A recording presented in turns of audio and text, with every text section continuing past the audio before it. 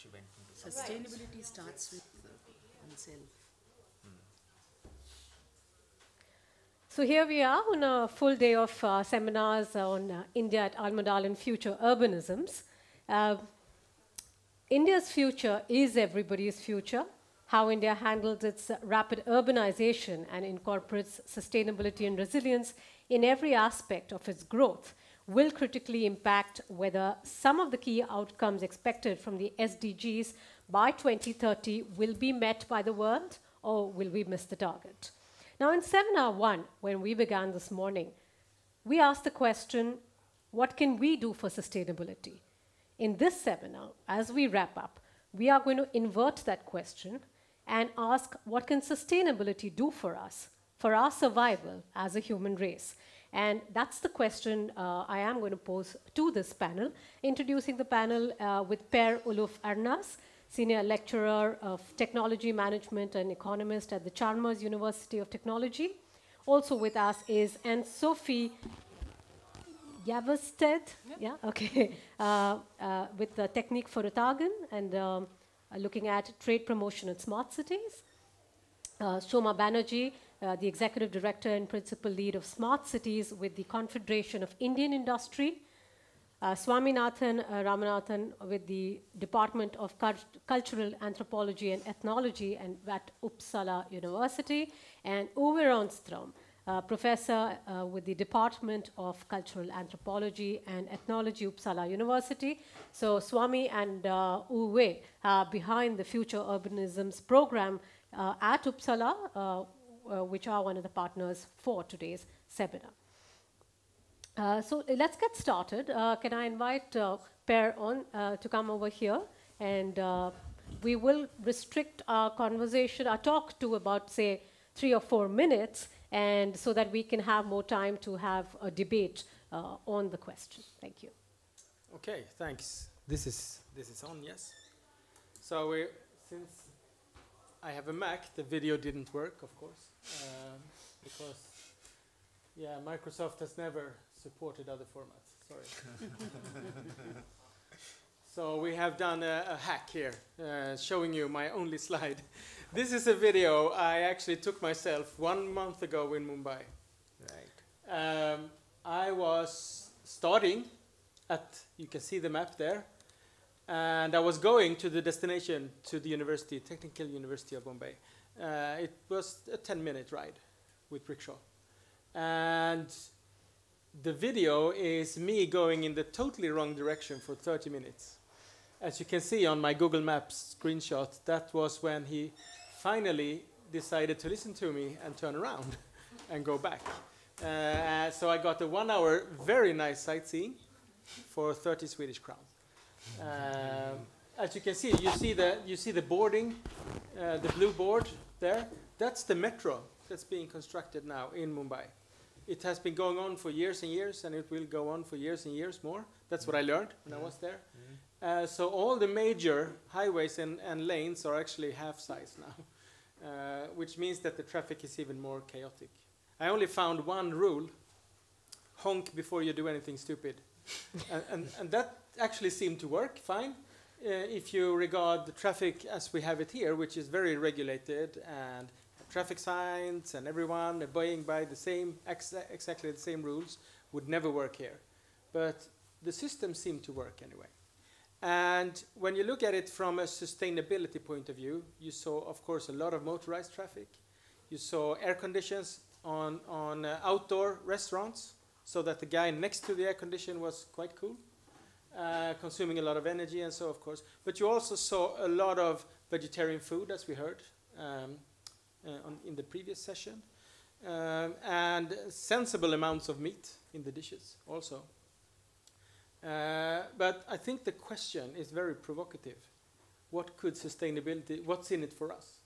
That's how I interpret this question. Why should we care? And sustainability is much, much more than energy or environmental footprint. It's the triple bottom line. It's the social sustainability and also economic sustainability. And my background is in logistics. And in logistics, there is no trade-off between sustainability and economy. The more efficient you are, the more profitable you get. And the more you fill your vehicles, the less you go empty or in the wrong directions, the better it is.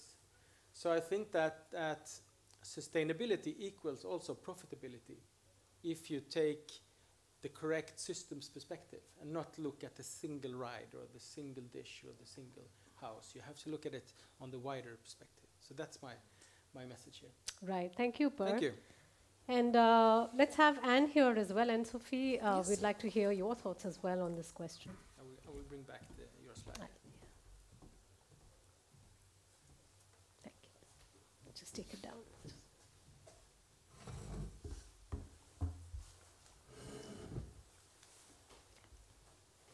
Thank you. My name is Ann-Sofie Gavertet, and I represent the Swedish Engineering Industry Association, Teknikföretagen. And we do have more than 4,000 members, companies. Well, of course, we do have the big ones as members, like ABB, Scania, Saab, etc. But the majority are small and medium-sized. So, and for our companies, it's very important to engage internationally and have good partnerships.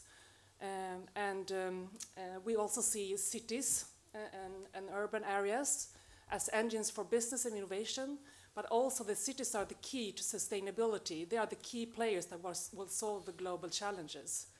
So therefore, it was we were very pleased in 2014, in 2016, that we got a request from India to be part of their Smart City Mission program to support their work in developing the 100 smart cities. And we do that together with CII, and we were very happy about that. And we've been learning a lot during this year, and we've been traveling around India and trying to find the right partners, the right city projects. And one of the potential projects I will mention is the Sweden Nagar. And Sweden Nagar is linked to the city of Pimpri-Chinchvad, which is a twin city to Pune. And the Swedish companies have been there since the 60s, so we have a history there as Swedes. And the Swedish companies, the industry companies, they are located close to a big road, an avenue, and it's called Swedish Avenue. And they are building a metro station which will be called Swedish Avenue. So it's a perfect location to work on city projects together. And the idea here is that we will work in the area of this industry where they are based, and we will call it Sweden Nagar, the Swedish district. So it's a great opportunity to work with the citizen, with academia, with private companies, and with the public. Have a real test bed working on basic infrastructure projects like district cooling, clean water, making clean air, mobility, safety roads, etc. And so what we have done recently is that we have developed a pre-feasibility to show the opportunity and how we could reach the SDG targets. But my key message here is today is it's very, and that's not really, not only in India, this we could see this difficulty, these challenges, is to make the projects happen. We really have good top-down policies and programs, etc.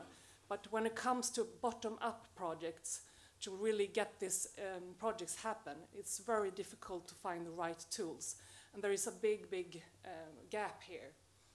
So that's my key message. How could we find a common model between Sweden and India to work on city projects?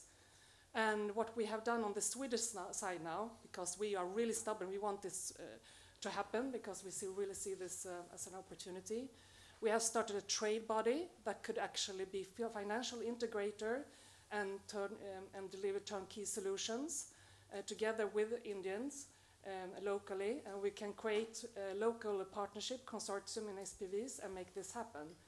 So my key message is very difficult to get this bottom-up projects happens. We need to find a common model to work together, and we started our journey, and I hope we can find a way from the Indian side to get on board on this. So that was it. And then for your question, I didn't really understand the question. Well, what can sustainability do for us as a human race? Who doesn't want to have clean air, clean water, etc.? And you see the picture with the mobility, right? And etc. So for Sweden at least, it's very. I don't understand the question. It's yeah, well, 20th century. We'll come to that, but broadly, we all want sort of a clean water, we all want clean air, we all want clean food, but and have a great life and deliver green economy. So right, it's, right.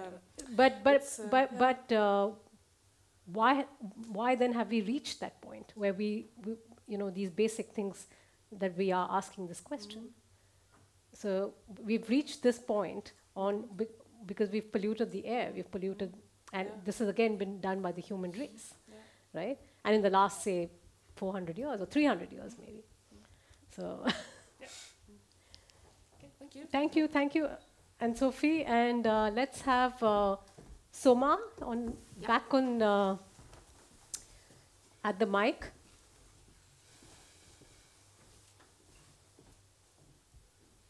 Hi everyone, and thanks for being patient and still being here to hear what we are saying. The question being posed over here is, how does sustainability work for us? See, it's something which has come to a point, as you just said, where it's not a question anymore of how it works, because there's no option. If I do not want to take sustainability or sustainable solutions or sustainable adoption in my decisions, it doesn't work. So I don't know if it's a question anymore of how does it work, because I think we've reached that point where it's almost impossible for us to go about in our lives without looking out and adopting sustainable solutions. I mentioned in the morning the idea to make it more acceptable, adaptable, more lucrative, if I may use the word, is to make it sense for different stakeholders. So I talked about business because I was representing business, that it can improve your productivity, it can improve your bottom lines, it can improve many things like that. For a citizen, like Madam Ambassador spoke, her son spoke about where is the new fresh air, where is the clean air, so he or she will like to look at such things. There are many more who will probably look at it as a better way to live life. It's the ease of living life now. And when I say ease, I mean the better way to lead a life. So am I going to spend large portions of my income on health because I'm not breathing the right air, or I don't have the right access? Or am I going to spend that money on, say, education? I mean, those are choices which people in countries like India have to make. Because, as you know, and I'm sorry that I keep repeating it, but it's true, the per capita income of a country like India is just no way comparable to countries like Sweden or any other Western European companies. So it's actually a question of what I want to do with the income that I have. And again, this is not just for people below the poverty line or poor, it's even for middle income. It's even for the higher income.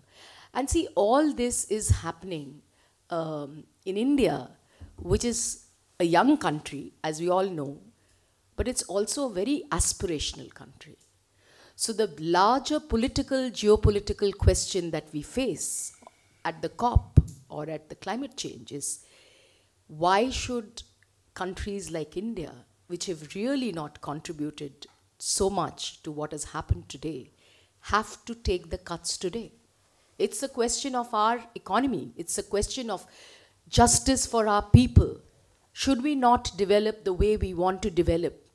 Should we give up that? There are countries who have developed at full scale, and that has led to a large extent to what has happened today. So it is a very difficult question to take. Should we deprive people just because we have to be conscious now? But I think it's good that countries like India are being able to think beyond just this. They want to do that. They have to develop, they have to get their citizens all that is due to them, but they want to do it in a smart way. They want to do it in a way which will help them in the long run or in a sustainable way. The other thing which I wanted to just say, if how it works for you, is that sustainability is about everything around us. I mean, it is really not something which we can pick up and say, okay, this is sustainable. Just standing here and talking is sustainability. How did I come here? What was the mode? Did I look at my carbon footprint? All those things. I mean, if you really break it down to things we do, each one of us makes that choice. And that is why I think it's not a question of how it works for you. It's no longer that question. We've reached a time when it has to be a choice that we make. But I think I'd just like to end with a little reference to what Anne-Sophie said, is that, and she, in the sense, we have been working very closely with Sweden, is that it looks very difficult and it looks very complex when it has to be working in a country like India. It's easy, believe me, it's easy for me not to look at these tough choices. It's much easier for me to continue the way we're going. And we are at Almondale. We have all the political sections here. We have the lobbying guys here. Let's face it, it's not easy for politicians to look at these hard choices when there's a question of simple, basic choices that we have to give to them. So should we look at, like I think the earlier session spoke at, should we look at local food? Or should we look at people who want to have something that's imported, which is not so carbon friendly? It's difficult. Can you imagine that a political party or a government will hike import tariffs, or at least WTO compliant tariffs, to see we do not encourage imports of stuff? It's not easy. It's not easy at all. But maybe those are the choices that a country needs to take when it talks of sustainability, when it looks at local choices, when it looks at how we can do things. So I think I'll just end here with the small submission that it is today not a question of how does it work. It has to work. There is no option but to accept sustainability as a way of life. How we go about it, what is the pace we take, what are the priorities we take, I think will differ from country to country, from stakeholder to stakeholder within a country, and to the priorities of every country and every economy. Thank you. Well, thank you, Soma.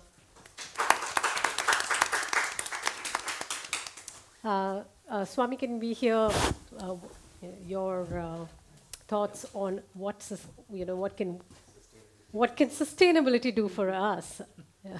So I'll try and sort of bring this question forward in a similar manner that I set the stage in the morning by sort of recounting two stories.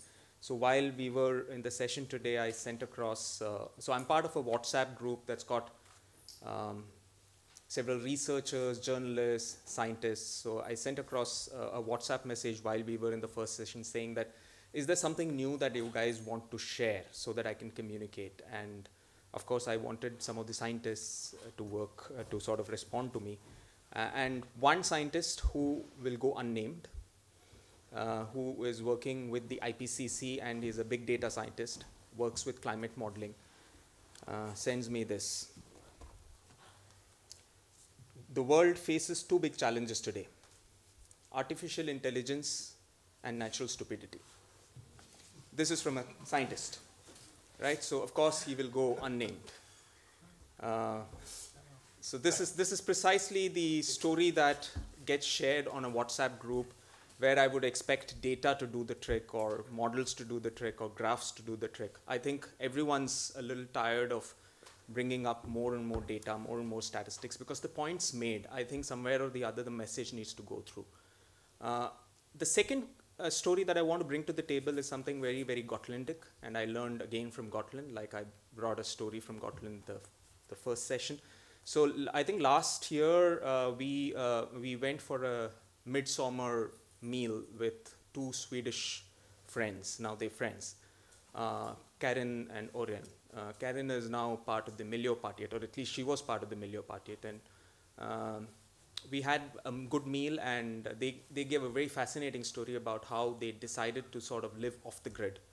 And Orion is a very, very innovative, enterprising person, very similar to a lot of Gotlandic people, where he decided that he wants to reconfigure his car. He re-engineered his car, and his car started running out of the cooking oil that would come from restaurants. they started sort of reinventing every aspect of their life. They started big game hunting, they started growing their own little things, and before you know it, apparently the Swedish system got a little concerned and got to them saying that, are you guys okay, because your income seems to suggest that you're below poverty line, and no one in Sweden is below poverty line. And again, of course, their whole idea was that how do you sort of bring or build sustainability into the larger systems in terms of the fact that you can take greater control of your life. So these are the two stories that I thought was very, very interesting in terms of bringing the rooster home, or getting the bacon home, so to speak, you know, tongue in cheek. But having said that, what can sustainability do for us? For me, I think it's becoming extremely clear that it'll help us live to begin with. Because if you're going to be going down this particular route, the planet's just not going to be able to support our activities.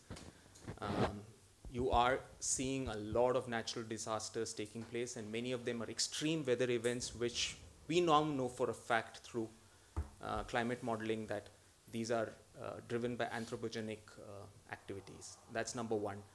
Number two, there's no way that our business models can sustain old ways of doing things and old ways of thinking about value. So we need to look at business models that are sustainable in nature, that are business models that are more local and hyper-local. Because one of the major aspects of sustainability is to go local. How do we involve the people so that the people have greater control over their lives? That's the second aspect. And the third aspect is that if we don't do it, I suspect that we will have our younger generation asking us really, really uncomfortable questions. Today, it's a Greta Thunberg who's going ahead and not wanting to attend school and asking us really tough questions. Tomorrow, it will be a protest movement, and I don't think we will have enough of a moral, ethical standing to give them the right answers. Right. Yeah. Well, thank you, Swami, and can we get Uwe's words on this as well? Take your chair. Yes. Thank you. What can sustainability do for us? This question was brought up by the former holder of the Sandström Professorate here in Uppsala University, visiting us for several times during last year.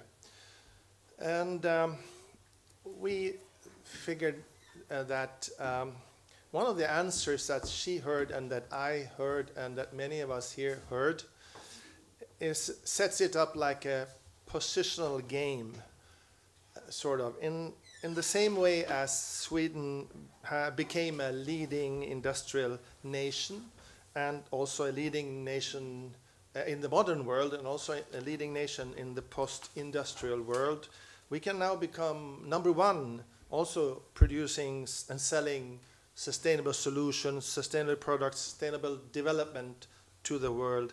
And this is what sustainability can do for us. This is well, a narrative often heard. We were reflecting over that, and she proposed then to rephrase the whole thing and to say, what can sustainability do for us? Because it's about, as you said, it's a very difficult question, but it's a question that it's about rephrasing and reformulating, maybe reconfiguring who we are, where we are, and in surrounding with the issues of sustainability. But take, for example, the SDGs. What can health do for us? What can clean water and air do for us? Equality. This, as you said, it's become absurd because the answer is so easy. We will die if we don't have it. It's just too easy. These questions. There's no options, as Shoma, as you said, and also Swami, as you said. There's no options. We will not survive unless we will get into sustainable development and sustainable society. So this is what it's all about, sort of rephrasing, reconfiguring where we are, who we are from the individual perspective, and putting ourselves, this question is about putting ourselves into another picture. There is no option, as we've heard from the other. So this is, so try, for example, democracy or peace for that. Peace is interesting here. I think the peace movement was growing, of course, born after the Second World War, the tremendous important peace movement that grew out of the ashes of Europe. People were bereaved of their history and their future and their past, and there was just ashes in many parts of Europe.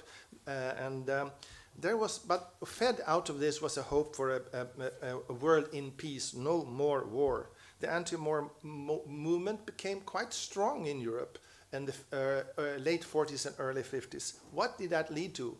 This was a shift in mentality of people, of course, no more war.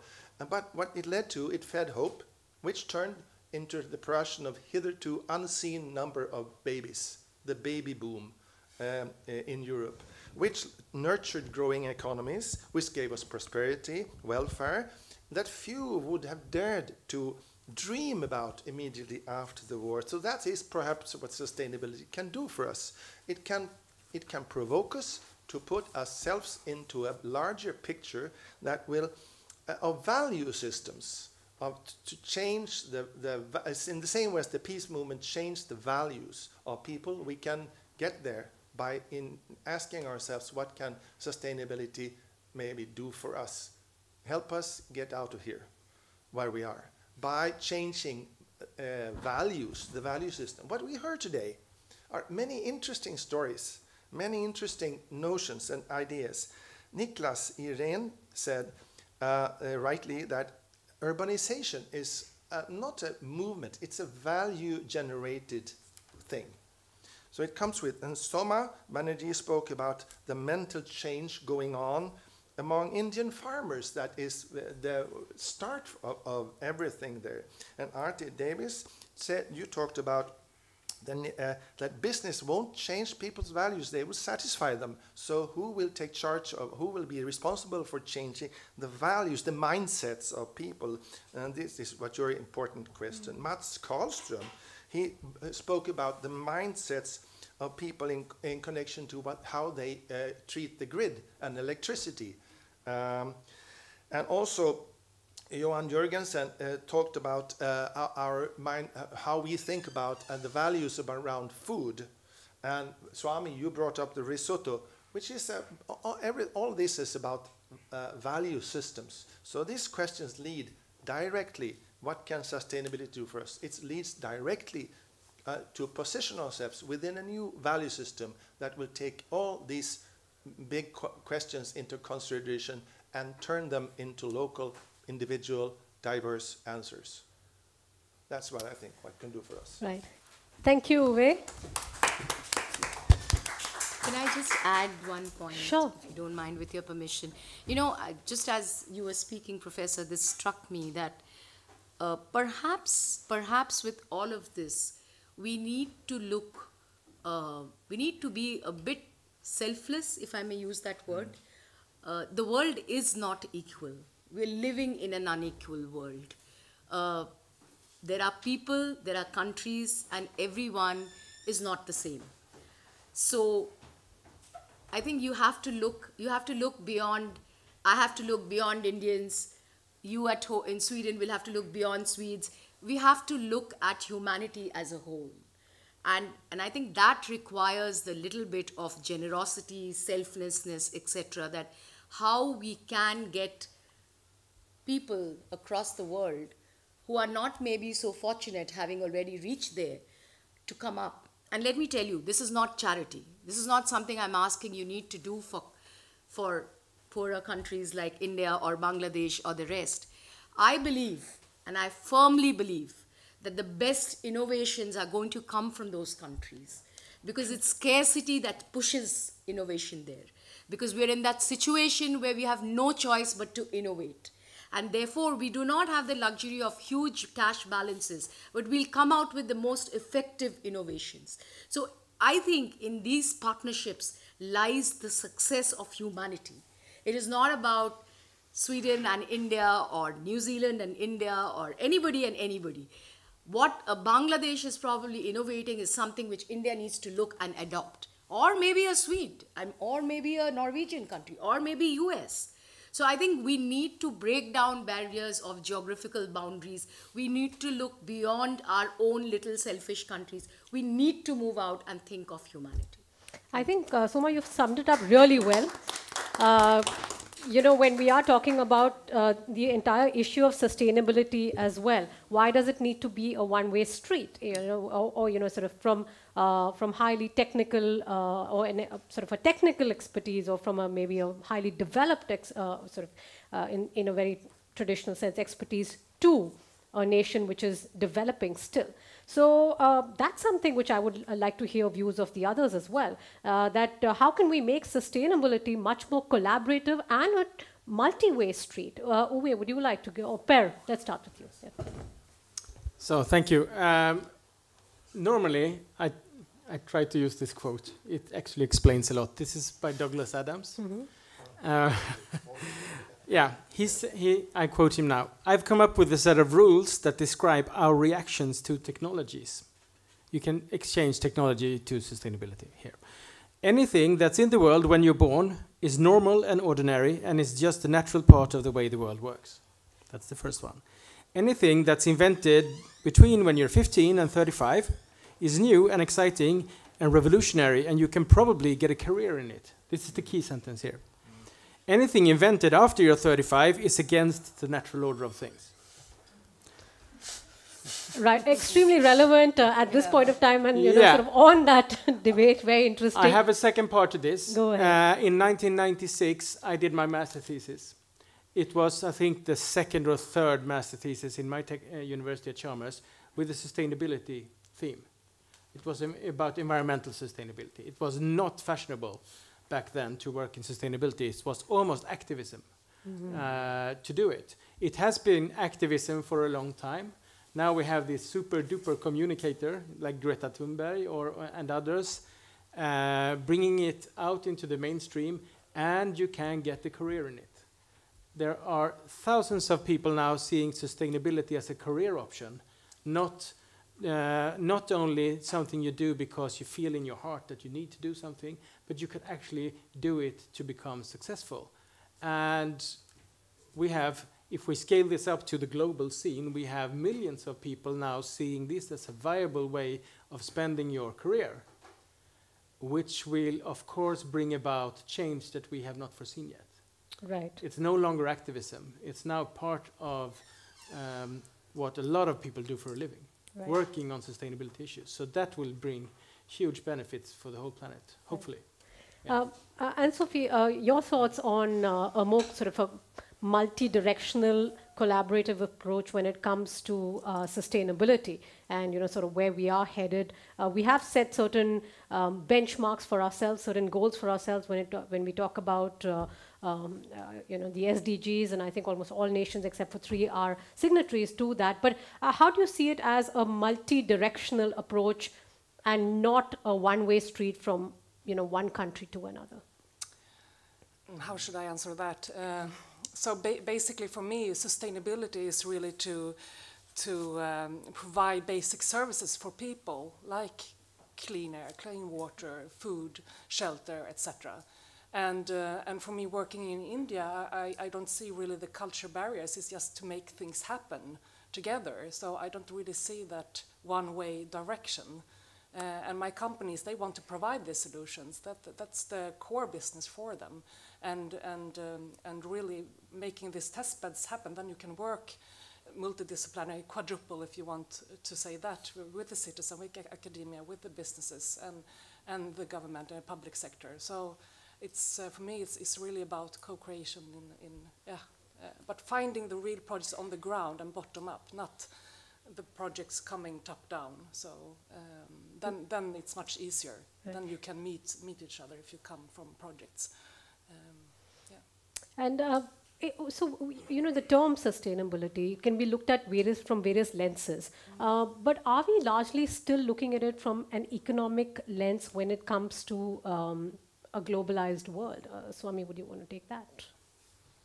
Yeah, I think that's a very interesting question in terms of how do you look at sustainability. So I think often enough we end up looking at sustainability from an environmental ecological perspective, and that in itself has its own set of issues in terms of the fact that when you say that, okay, fine, the environment and the ecology has to be sustainable, we don't sort of factor ourselves in. It's something external. So you need to make the environment sustainable. So you don't sort of put yourself in. So I think that's one aspect of trying to revisit the definitions of sustainability by keeping ourselves also being part of the ecosystem. That's one. Two, I think from that perspective, we also tend to look at sustainability as something that is more of an economic imperative or a technological imperative. So you'll find that a majority of the solutions are about going ahead and making the current processes of production, distribution, and consumption a lot more efficient by using technology, by bringing in different sets of processes, etc. Which is also, so all these two aspects are critical. So I'm not saying that it is an either or kind of a debate. But the most critical and an underappreciated fact of sustainability is that sustainability is about equity, access, and justice. You cannot talk about sustainability of the first two aspects that I mentioned, economic, technology, and environment, till you don't go ahead and bring and put people to the center of it, which is also one of the key focus areas of the Future Urbanisms program, where we believe that the technological solutions, the economic models, the business models, the startup solutions are all available. What is required is a social push, a social lens. So your core people who are looking at it or looking at sustainability and resilience need to have a people focus. Hence the focus on ethnographers and anthropologists who sort of lead this initiative, so that it doesn't become either a technocentric approach or an economic approach or just a business model approach. It needs to have a people approach. And which is one of the reasons why, when you look at something like a place like India, it can appear to be extremely complicated, where projects are not able to go through.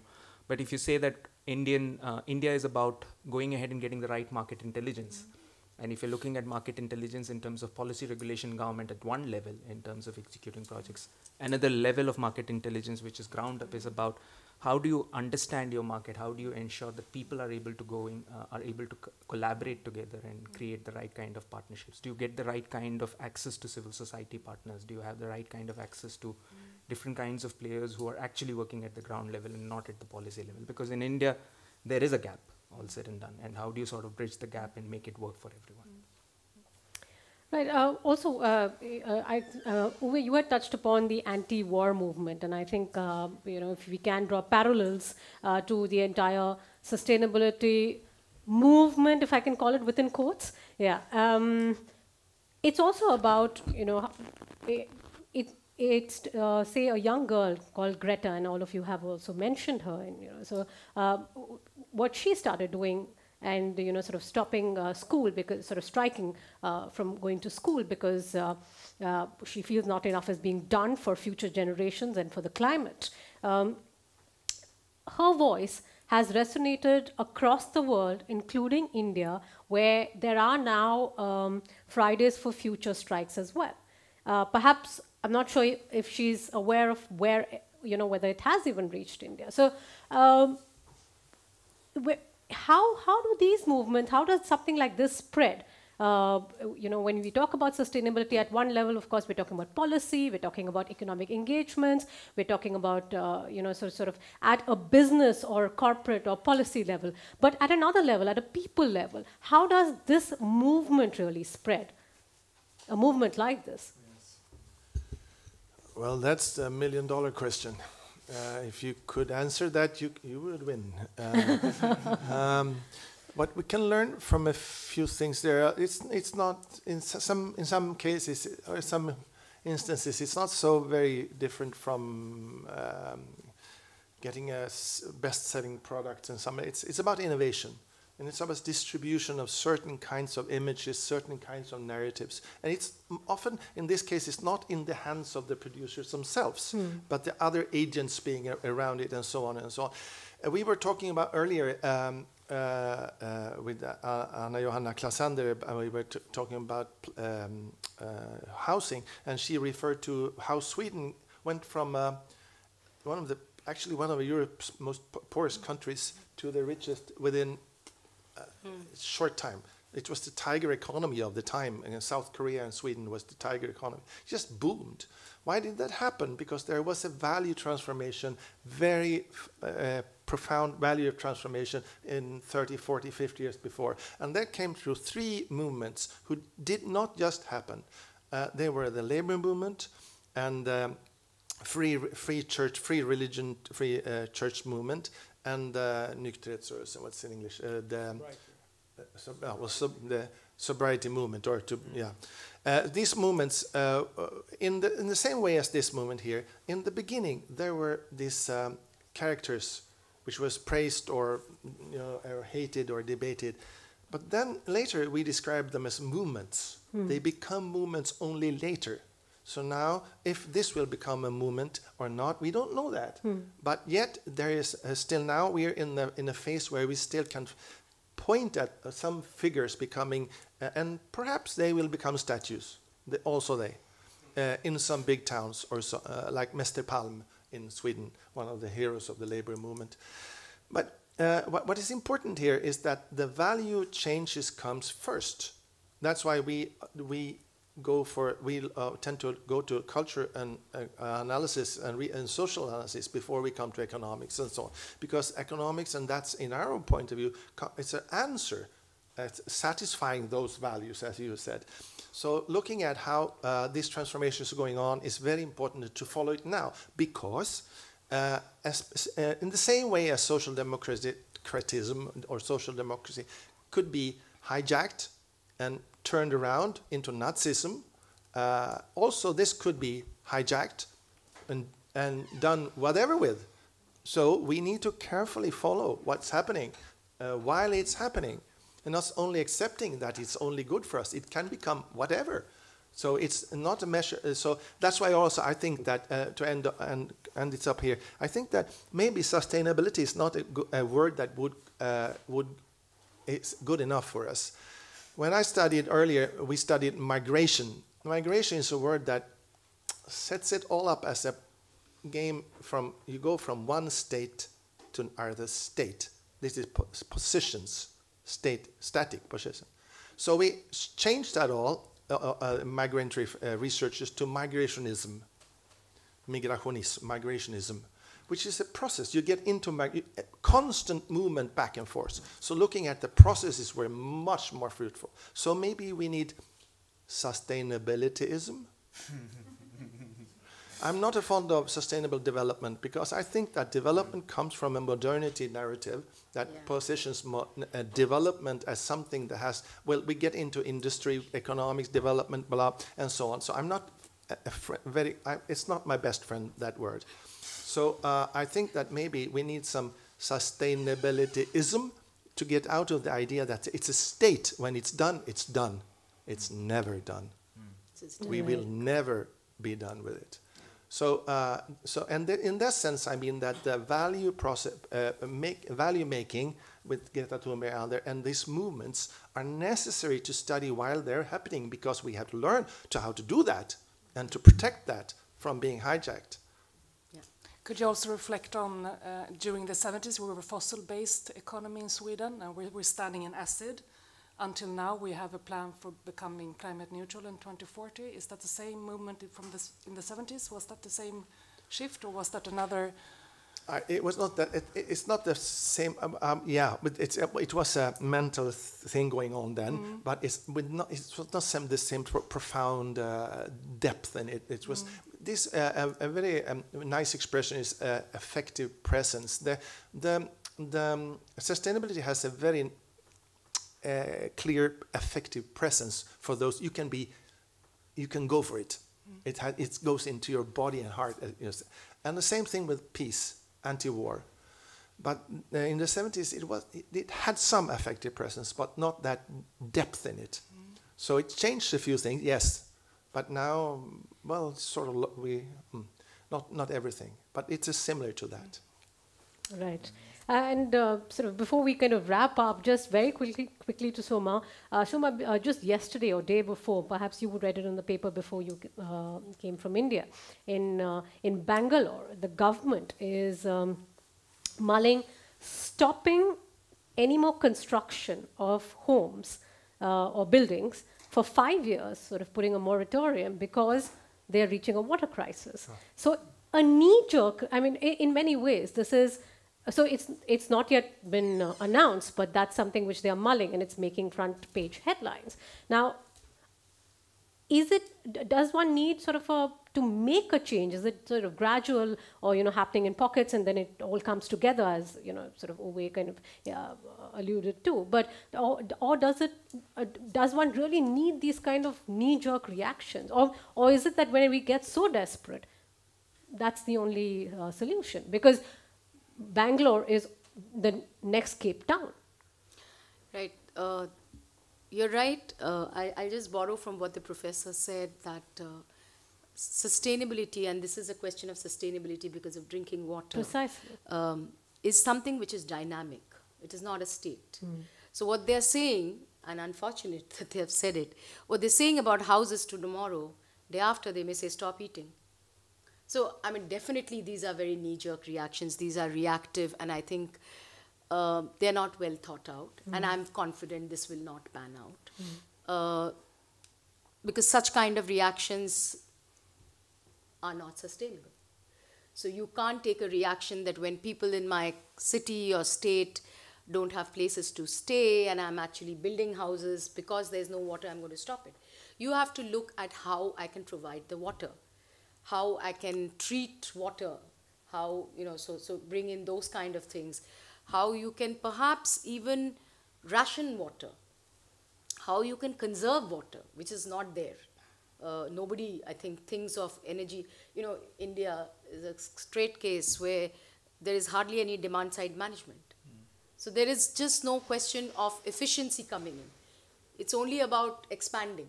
But if you don't do your demand-side management in the beginning, whether it is water or whether it is electricity or whatever, everything will fall short. And for a country like India, resources can never be enough because of the huge human race that we house there. I mean, let's face it, India has 1 billion plus countrymen, citizens, humanity, and we don't seem to really slow down as we should, because I don't think we have enough to feed our people. So these are challenges which are true challenges. These are challenges which are everyday challenges on sustainability. But I agree with you that no knee-jerk reaction or knee-jerk announcements can be solutions or even sustainable solutions. And I completely agree with Professor that, you know, whether I don't know if I will say sustainabilism, but the message was very clear. What is true today may not be true tomorrow.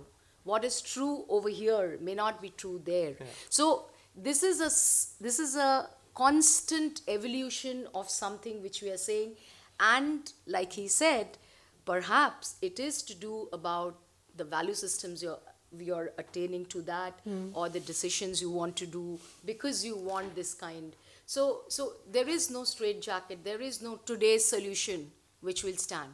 Right. There have to be evolution in that. Well summed up. So we'll leave it at that. Uwe, I'll call you to do a quick thank you, but thank you and Sophie and Swami and Soma and Per and Uwe. And now, please go ahead. A quick thank you, yes.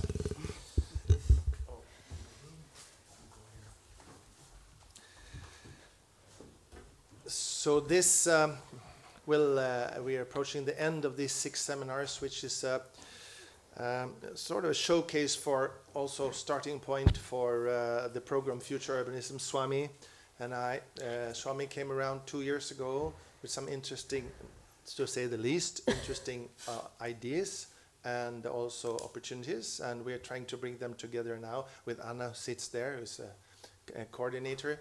And then we are very lucky enough to be supported for this 6 seminars by the Embassy of India in Sweden, which we of course thank you, and Make India, and also India Unlimited, which we all thank. And I would like to also maybe I don't have to give or say all the names of the participants, but we have succeeded what we set up. We have listened to people from different corners of of society, administrators, politicians, perhaps, yes, and researchers, innovators, social enterprise people, and eventually also an ambassador. And this is what it's all about: collaboration and listening to each other. There has been a really large number of very interesting inputs and ideas coming up during these seminars. And this is also the inauguration of not only of this program, but also of the Almedalen Week. This is the first day, and we were first out. And also what I would like to say, to point to that within these 3,000 plus seminars, this is the first year that sustainability issues are topping, together with issues around Swedish welfare. So I think that, to conclude here, I think that what we see here is that this panel has brought up, and the panel itself, and you, and everybody that has participated, it's yourself, are examples or maybe proof, maybe hints to what is already happening, that it might happen that what we are seeing sustainability approaching as sort of a new platform for action of different kinds, not in old political terms, not in the older ideological terms, but as you said, Ann-Sofie, it's not optional, in non-optional terms, which is a very profound thing to have. A new concept, a new notion that is non-optional, that we don't know what it is, but we know that we need it. So let's go out there and do it. That's what we want to do. We here, and you here, and let's go on out to make the world a better place. Thank you for attending. Thank you, everyone. Thank you, everyone, and especially thank you. Now I must also thank Rupali.